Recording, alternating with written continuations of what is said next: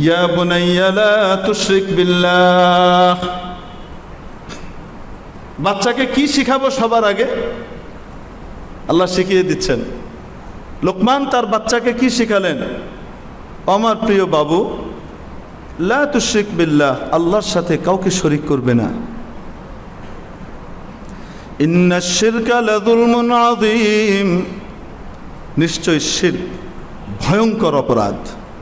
সবচেয়ে বড় অপরাধের নাম হলো শিরক।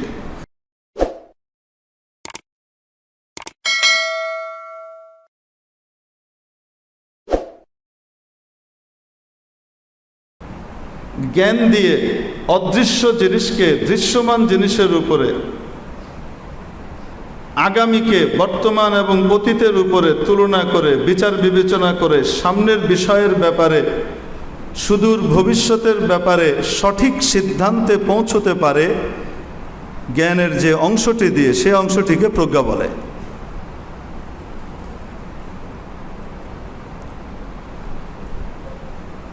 আল্লাহ তাআলা বলেন, আমি লোকমানকে শুধু জ্ঞান দিয়েছি তা নয়, তাকে আমি প্রজ্ঞাও দিয়েছি, হিকমত দিয়েছি।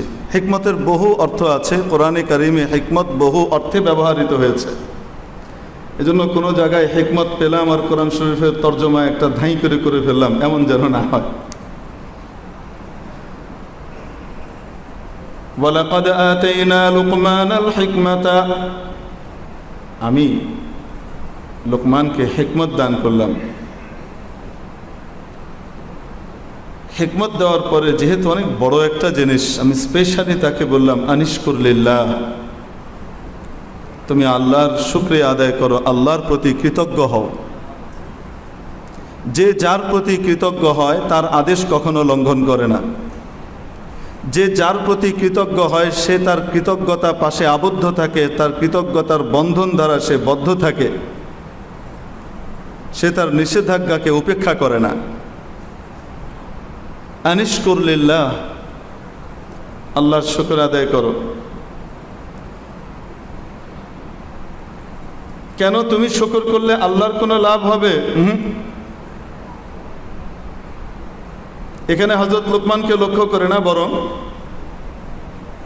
ইন জেনারেলি সকলকে লক্ষ্য করে আলাদা একটি কথা আনছেন। ওয়ামাই ইয়াশকুর, যেই শুকরিয়া আদায় করবে, যেই কৃতজ্ঞতা জ্ঞাপন করবে, আল্লাহ তাআলার প্রতি যে কৃতজ্ঞ থাকবে, ফাইন্নামা ইয়াশকুরু লিনাফসিহি, সে তার নিজের জন্যই এই শুকরিয়াটা আদায় করলো।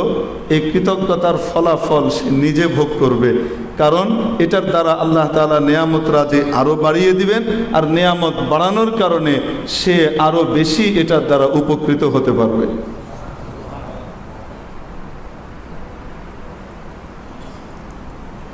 এজন্য আল্লাহর শুকরিয়া আদায় করার জন্য আল্লাহ তাআলা বলছেন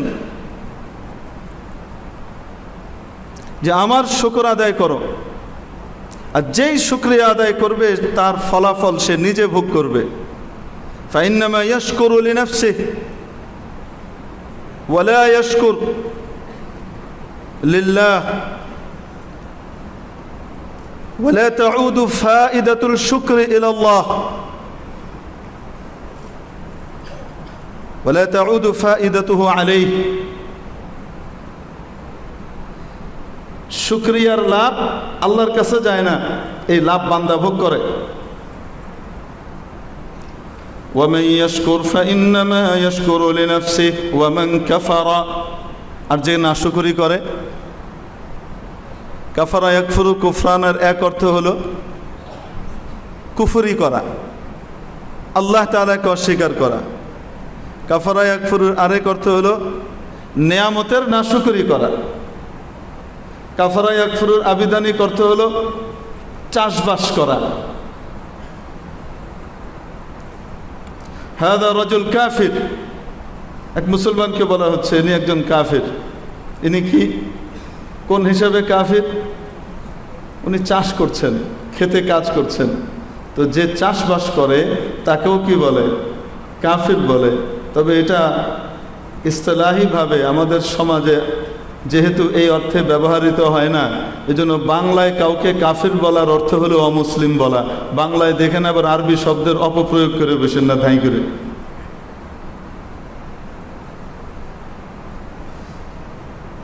ওয়ামান কাফারা, আর যে ব্যক্তি নাশুকরি করবে, আল্লাহর শুকর আদায় করবে না, বিমুখ হয়ে থাকবে, ফাইন্নাল্লাহা গানিয়্যুন হামিদ, আল্লাহ তাআলার এতে চারানার কোনো ক্ষতি হবে না, এক রতির কোনো ক্ষতি হবে না।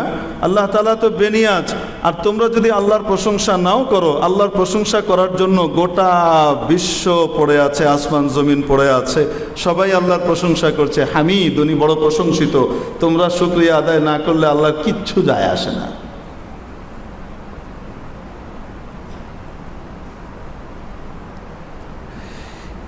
এরপর আল্লাহ তাআলা হযরত লুকমানকে যে জ্ঞান দিলেন, এই জ্ঞানের উপর ভিত্তি করে হযরত লুকমান কি করলেন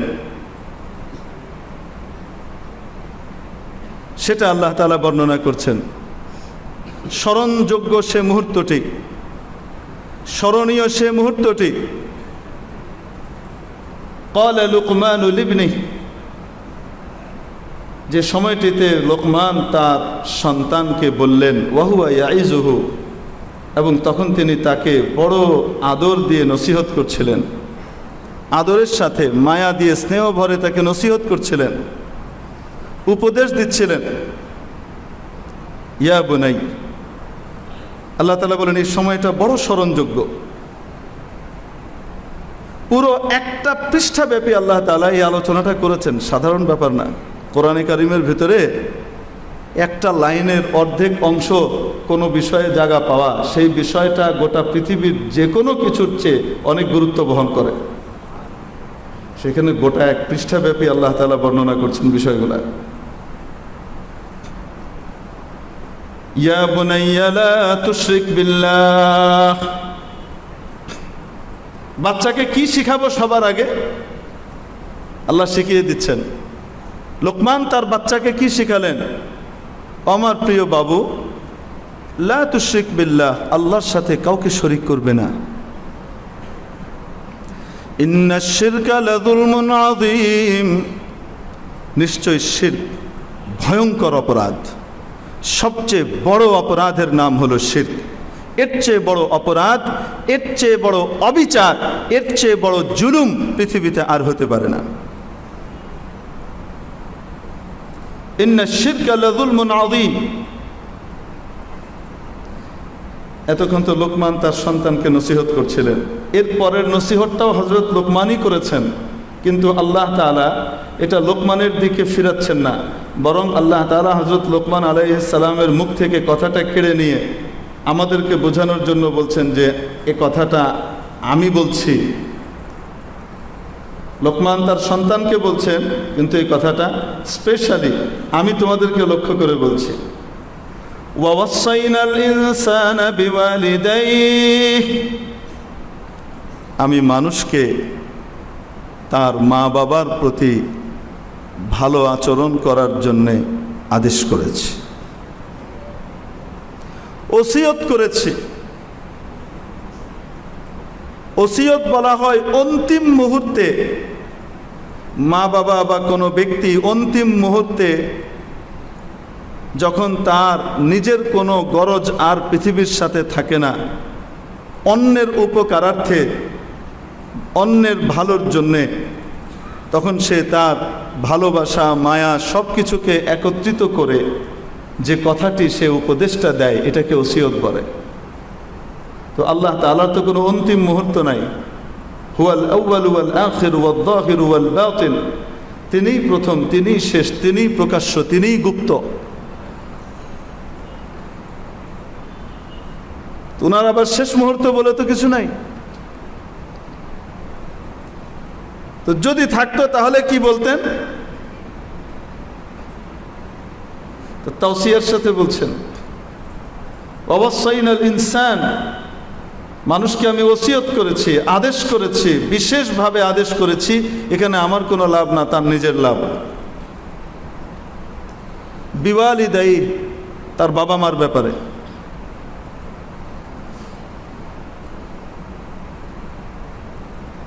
কেন জানো? হামালাতহু উম্মুহু ওয়াহনান আলা ওয়াহন, তার মা তাকে গর্ভে ধারণ করেছেন, তার মা তাকে গর্ভে ধারণ করেছেন। ওয়াহনান আলা ওয়াহন, কষ্টের পর কষ্ট সহ্য করে, দুর্বলতার পর দুর্বলতা ভোগ করে গ্রহণ করে সন্তান বড় হয়েছে তিলে তিলে, আর মার শক্তি নিঃশেষিত হয়েছে তার চেয়ে অনেক বেশি হারে।